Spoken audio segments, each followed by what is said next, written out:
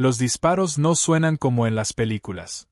Suenan como un martillo de enmarcar golpeando una lámina de metal, rápidos, secos y huecos.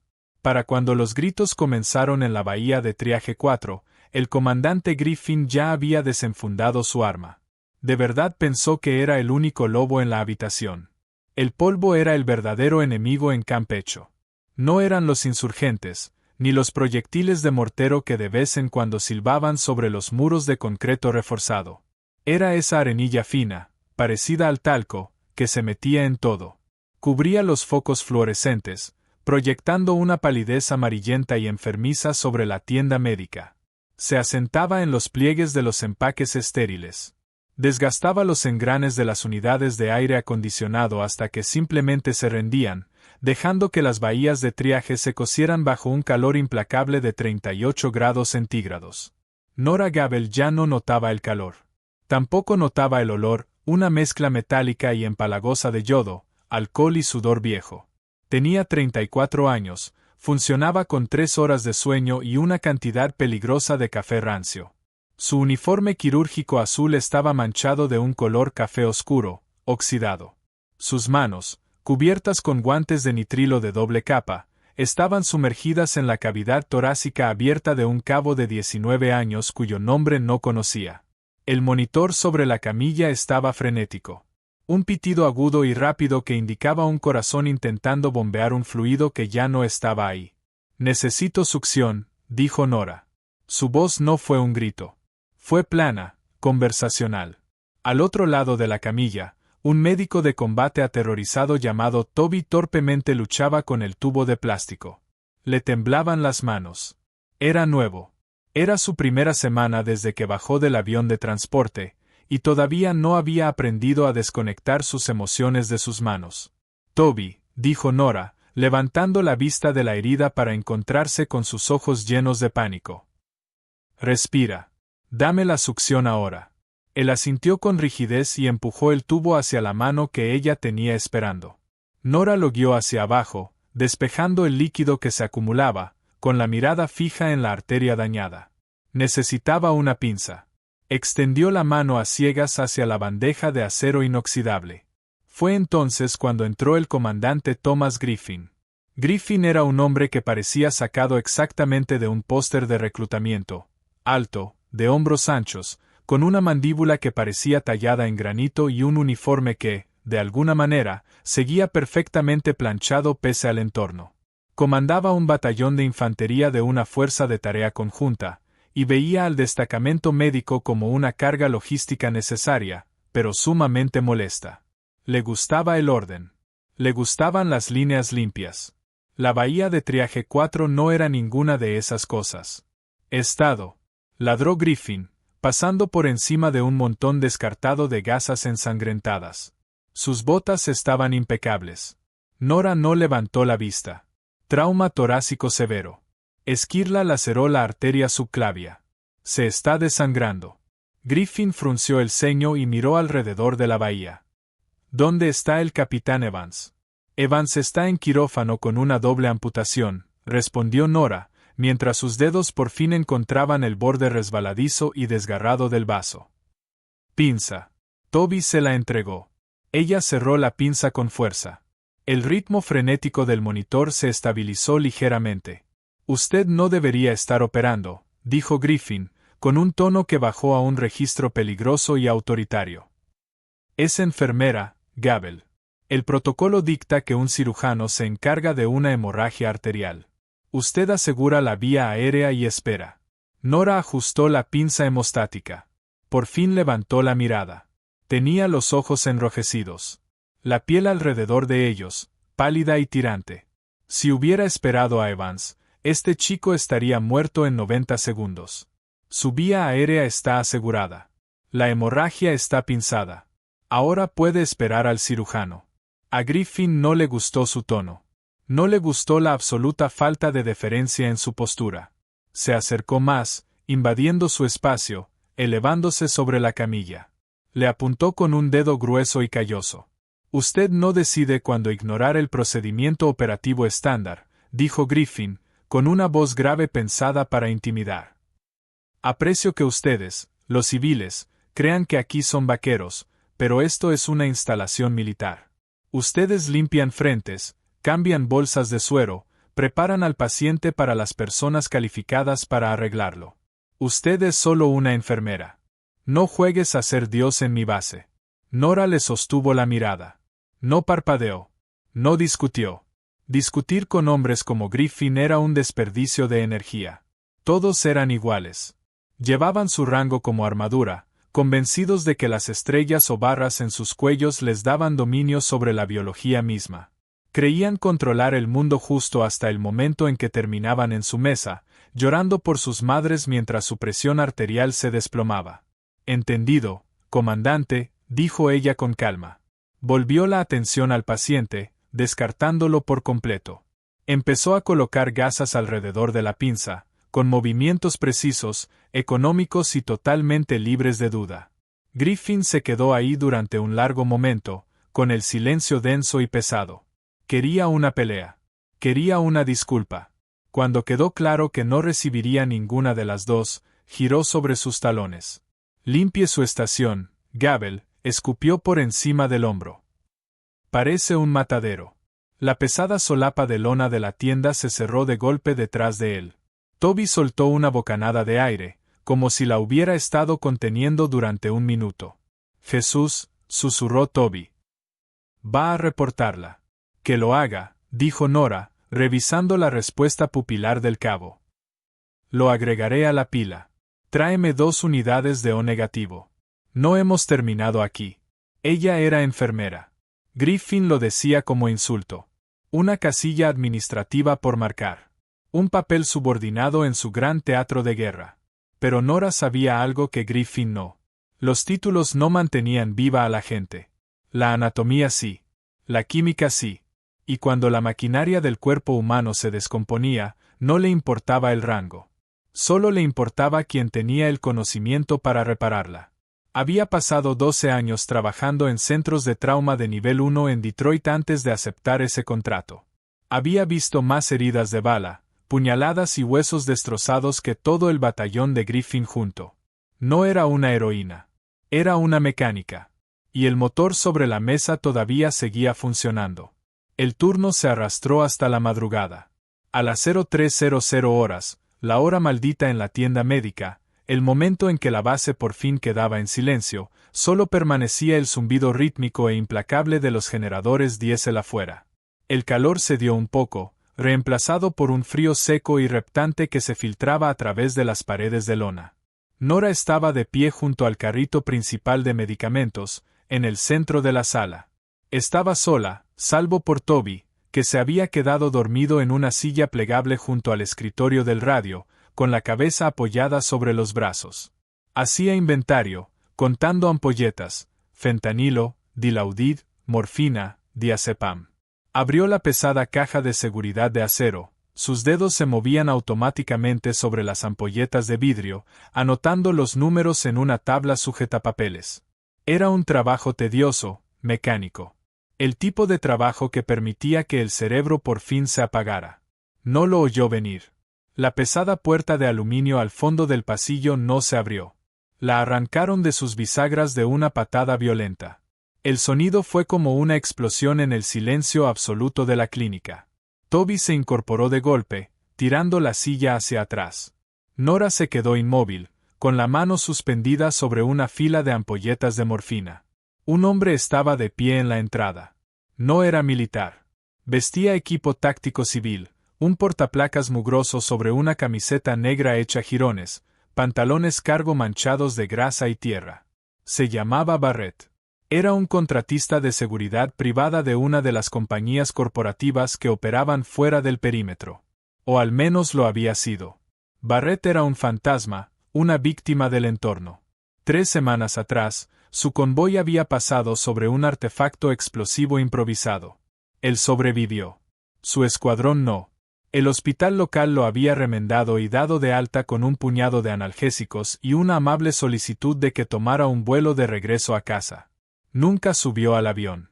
Ahora estaba drogado, sufriendo una abstinencia severa y fuertemente armado.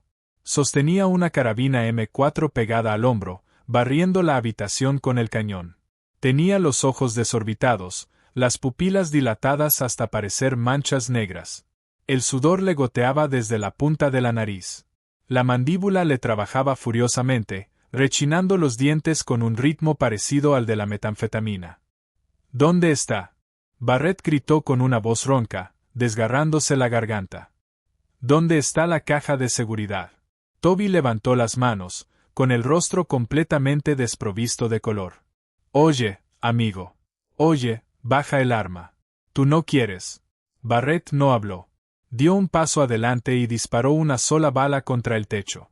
El estruendo fue ensordecedor en aquel espacio cerrado. Se sintió como un golpe físico contra los tímpanos. El polvo cayó desde las vigas. Toby gritó y cayó de rodillas, cubriéndose la cabeza. Nora se sobresaltó, pero no se agachó. Sus ojos se clavaron en el dedo de Barrett sobre el gatillo. Estaba blanco en los nudillos. Apenas lo estaba conteniendo. Desde la oficina contigua, la puerta se abrió de golpe. El comandante Griffin salió, con su arma corta ya desenfundada. Había estado haciendo una inspección sorpresa de los registros del turno nocturno, esperando atrapar a alguien cometiendo un error. En cambio, entró directo a una pesadilla. «Suelta el arma», ordenó Griffin. Era su voz de mando, la voz que movía batallones, la voz que esperaba obediencia absoluta. «Suéltala ahora mismo, hijo, o te voy a acabar». Barrett giró hacia él. No vio rango. No vio autoridad.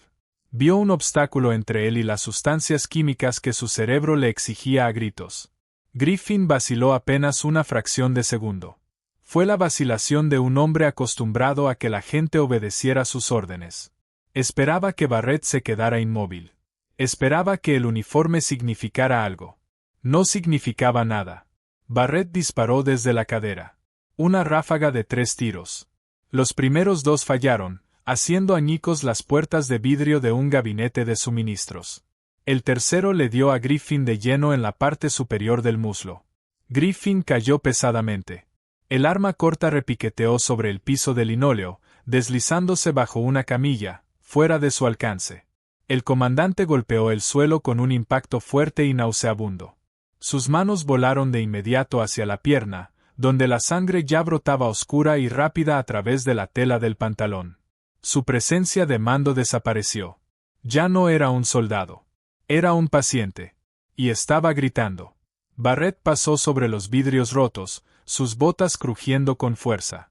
Ignoró a Griffin por completo y apuntó el rifle directamente hacia Toby, que sollozaba en el suelo.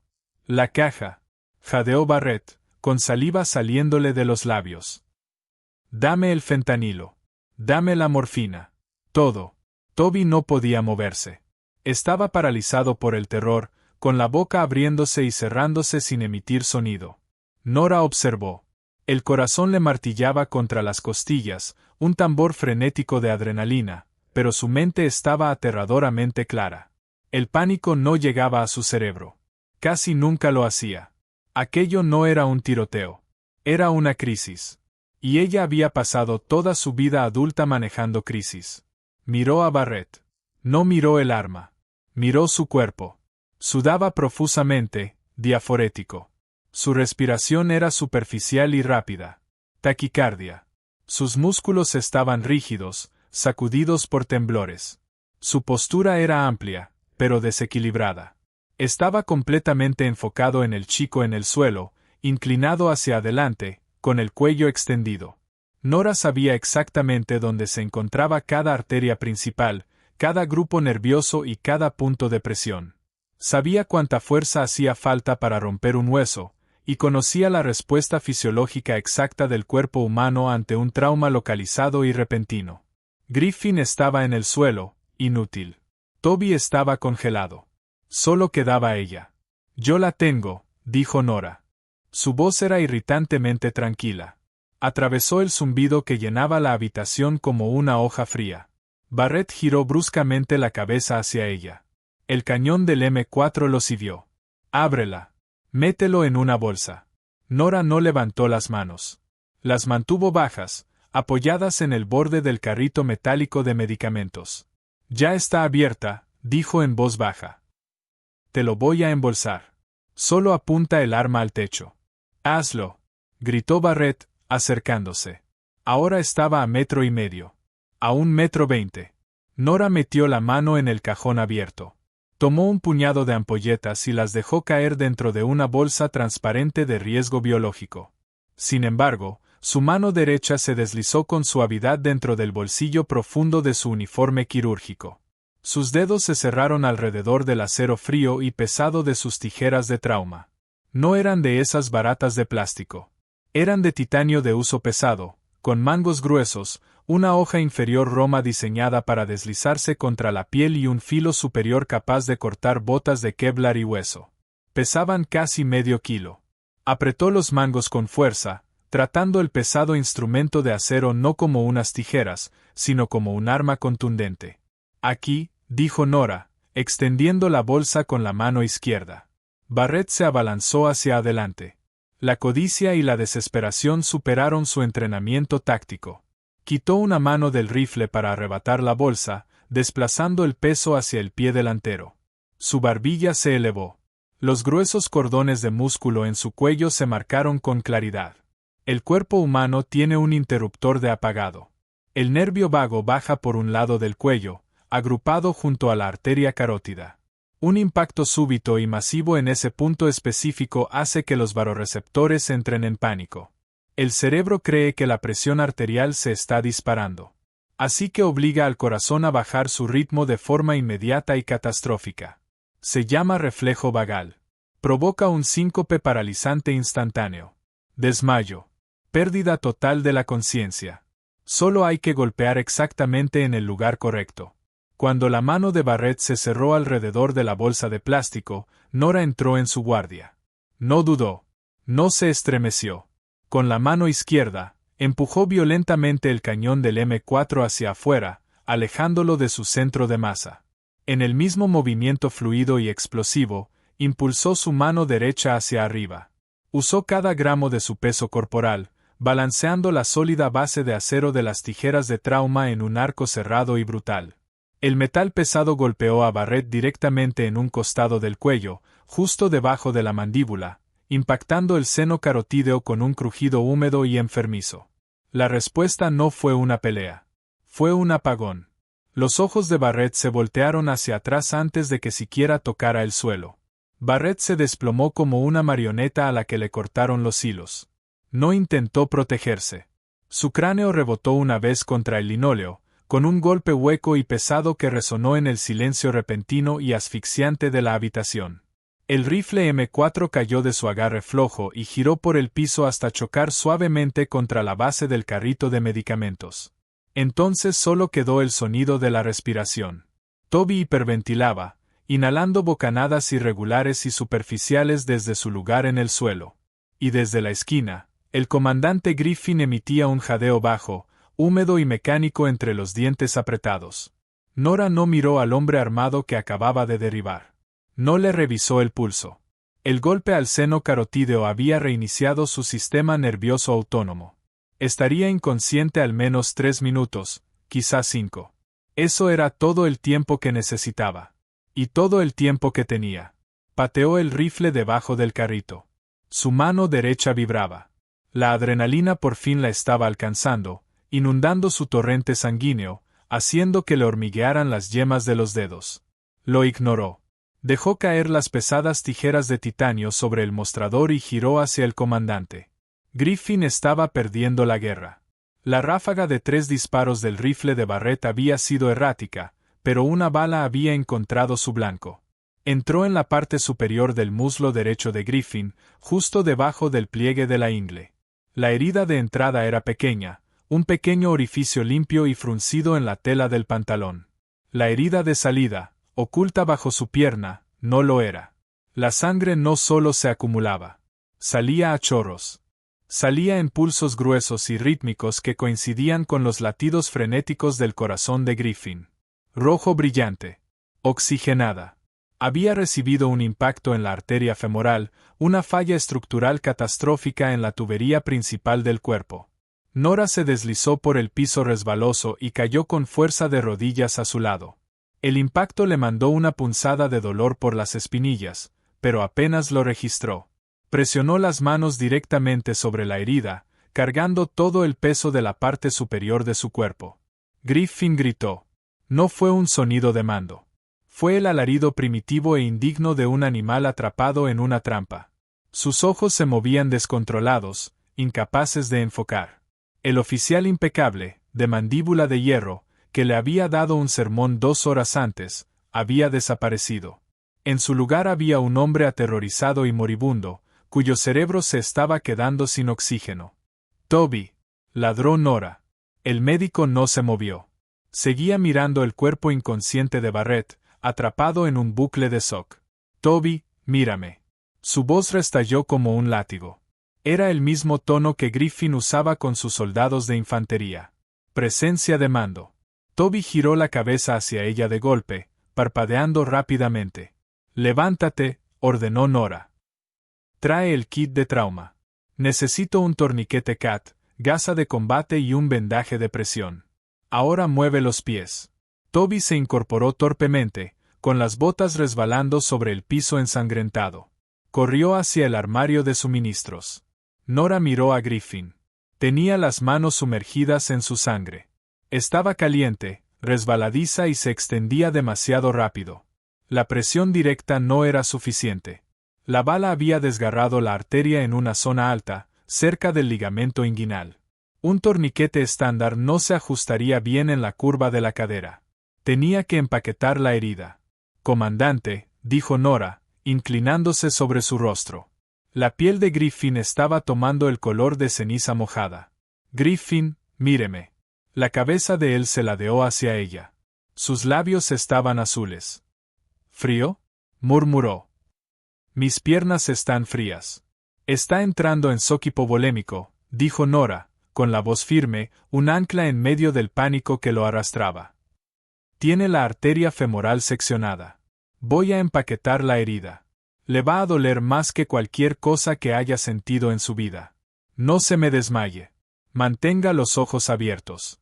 Toby cayó de rodillas junto a ella y abrió la bolsa de trauma, vaciando su contenido. Arrancó el plástico de un rollo de gasa hemostática, tela impregnada con un agente químico diseñado para forzar la coagulación rápida de la sangre. El torniquete no va a funcionar, le dijo Nora a Toby, tomando la gasa. Está demasiado proximal. La empaquetamos. Toby tragó saliva con dificultad al ver el enorme volumen de sangre. Está perdiendo demasiada. Lo sé. Sujétale los hombros. Manténlo inmóvil. Toby se movió, apoyando su peso sobre la parte superior del cuerpo de Griffin. Nora respiró hondo. Empujó los dedos directamente dentro del orificio de bala. Griffin rugió, arqueando la espalda contra el piso, con las botas de combate golpeando el linóleo. Toby luchó por sujetarlo, lanzando todo su cuerpo sobre el pecho del comandante. Nora no se estremeció. No podía. La empatía, en ese preciso momento, era una desventaja. Tenía que ser una máquina. Hundió los dedos en el músculo desgarrado y la fascia destrozada, buscando a ciegas la fuente pulsante de la hemorragia. El calor dentro de la herida era intenso. Las yemas de sus dedos encontraron el borde resbaladizo y seccionado de la arteria femoral. Le cerró el vaso contra el hueso del fémur. El chorro de sangre se redujo a un flujo lento y pesado. Lo tengo, gruñó Nora, con la mandíbula apretada. Dame las gasas. Ahora, con la mano izquierda manteniendo aquella presión interna brutal, usó la derecha para empujar la gasa de combate dentro de la cavidad de la herida, centímetro a centímetro, apretándola con fuerza, llenando el espacio vacío, obligando al agente coagulante químico a presionarse directamente contra el vaso desgarrado. Tomó 30 segundos agonizantes. Griffin había dejado de gritar. Ahora jadeaba, con los ojos muy abiertos y fijos en el techo, el cuerpo sacudiéndose con espasmos musculares involuntarios. Nora terminó de meter el rollo y colocó ambas manos sobre el sitio de la herida, bloqueando los codos y dejando caer el pecho sobre sus manos. Dame 3 minutos de presión, le dijo a Toby, con la respiración pesada. Solo 3 minutos, luego lo vendamos. El silencio regresó, esta vez más denso. El olor de la habitación había cambiado. El aroma estéril del alcohol había sido completamente superado por el fuerte hedor cobrizo de la sangre fresca. En la esquina, Barrett gimió. Sus dedos se movieron. Estaba despertando. Toby, dijo Nora con calma, sin apartar la vista del rostro pálido de Griffin. Toma el arma del comandante de debajo de la camilla. Toby tanteó a ciegas, hasta que sus dedos rozaron el metal frío de la pistola. La sacó. Apuntale al hombre en el suelo, instruyó Nora. Si se sienta, dile que se quede abajo. Si no obedece, dispárale en la rodilla. Toby montó la corredera con un fuerte chasquido metálico. Apuntó el cañón hacia Barrett. Las manos del médico ya no temblaban. Por fin había alcanzado la realidad de la habitación. Nora miró a Griffin. Su respiración era superficial, pero sus ojos se movieron lentamente hasta encontrar el rostro de ella. Miró las manos de Nora presionadas profundamente contra su ingle, completamente cubiertas de su sangre. Miró su cara, manchada de sudor y del polvo caído de las vigas. No vio a una civil. No vio una carga administrativa. Vio a la persona que estaba entre él y la morgue. La policía militar llegó 4 minutos después. No derribaron la puerta. Entraron por el marco destrozado con precisión táctica, rifles en alto, linternas cortando la tenue luz amarillenta de la bahía de triaje. Gritaban órdenes, exigiendo manos arriba, exigiendo obediencia. Se quedaron inmóviles cuando procesaron la escena. Un contratista drogado y desorientado yacía inmovilizado contra el piso por el médico. Toby tenía una rodilla firmemente plantada entre los omóplatos de Barrett y el arma del comandante presionada contra la base de su cráneo. Y en el centro de la habitación, arrodillada en un enorme charco de sangre, estaba la enfermera Nora Gabel. Apoyaba todo su peso sobre un vendaje de presión en el comandante de la Fuerza de Tarea Conjunta. «Despejen la sala», ladró el MP al mando, bajando el rifle. «Traigan una camilla.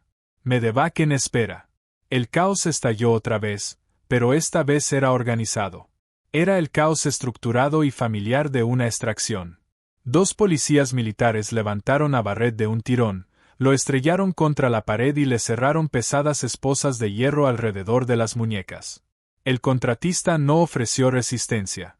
Tenía los ojos vidriosos, la cabeza cayéndosele hacia un lado, todavía sufriendo los efectos posteriores del golpe vagal. Un equipo de médicos entró corriendo con una camilla rígida.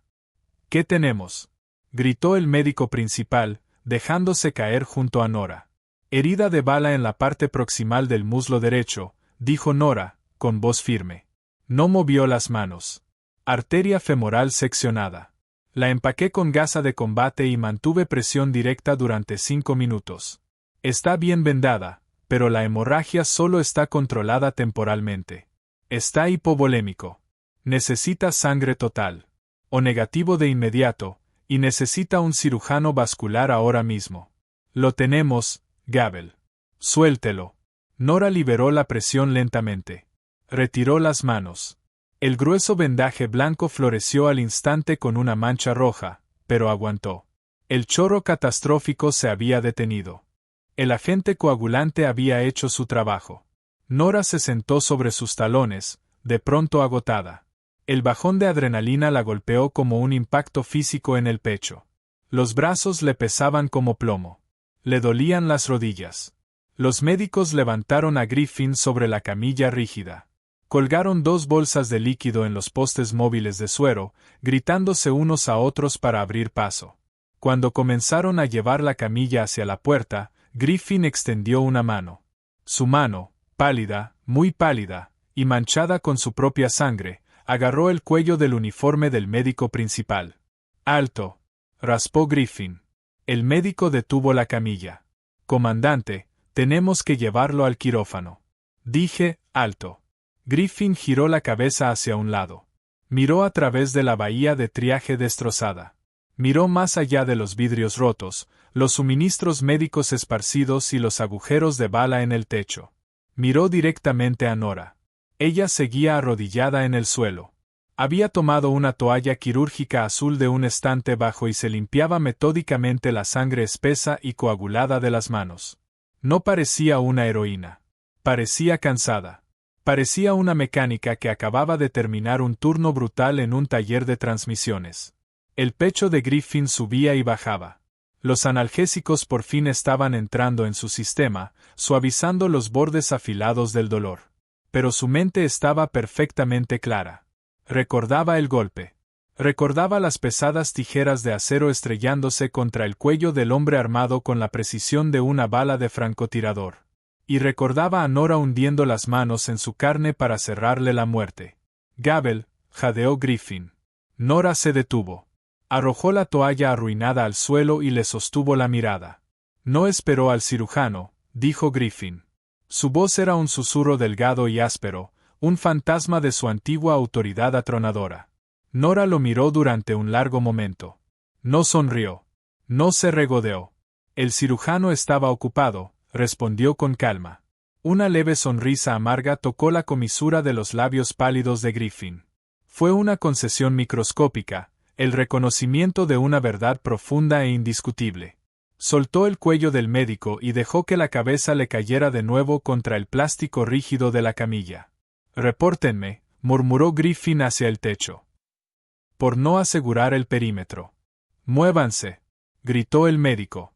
Empujaron la camilla a través de las puertas, y el sonido de sus botas pesadas se fue desvaneciendo por el pasillo rumbo al quirófano. Los policías militares se retiraron poco después, arrastrando a Barrett hacia una celda de detención donde enfrentaría un consejo de guerra que jamás ganaría. Toby se desplomó en la silla plegable, hundiendo la cara entre las manos, sollozando en silencio mientras expulsaba el terror residual de la noche. Nora quedó sola en el centro de la bahía de Triaje 4. El calor comenzaba a subir otra vez, mientras el sol de la mañana amenazaba con romper sobre el distante horizonte del desierto. Los generadores seguían zumbando con su melodía implacable. El polvo se asentó sobre las manchas de sangre en el piso. Nora caminó hasta el carrito de medicamentos. Tomó las pesadas tijeras de titanio, las llevó al fregadero de acero inoxidable y abrió la llave. El agua corrió rosada durante unos segundos, girando hacia el desagüe antes de salir clara. Secó las tijeras con una toalla limpia y las deslizó de nuevo en el bolsillo profundo de su uniforme quirúrgico. No era soldado. No llevaba rango en el cuello. Pero allá afuera, donde el mundo se descomponía y la maquinaria de los hombres fallaba, los títulos no significaban nada. Lo único que importaba era quién sabía volver a juntar las piezas. Nora tomó una tabla sujetapapeles, revisó la caja de seguridad y volvió a contar las ampolletas. En un mundo obsesionado con títulos y rangos, la autoridad definitiva pertenece a quienes conservan la cabeza fría cuando todo lo demás se derrumba.